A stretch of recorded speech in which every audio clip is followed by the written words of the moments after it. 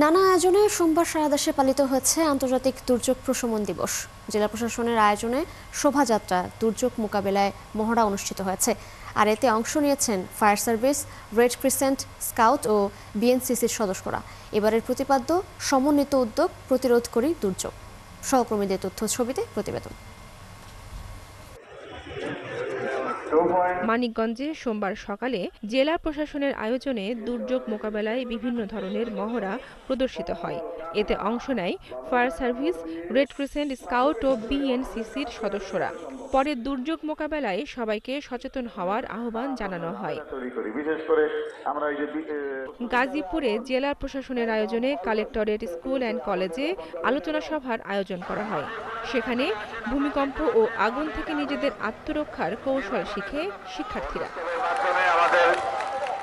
কুমিল্লায় বের হওয়া শোভাযাত্রা প্রধান প্রধান রাস্তা ঘুরে পরে মডার্ন স্কুল মাঠে ভূমিকম্প, অগ্নিকাণ্ড, বন্যা ও বজ্রপাত বিষয়ে সচেতনতা বাড়ানো হয়। অংশ নেন শিক্ষার্থীরা।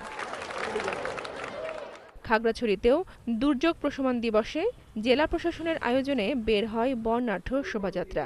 শহরের প্রধান রাস্তা ঘুরে শোভাযাত্রাটি একই জায়গায় গিয়ে শেষ হয়।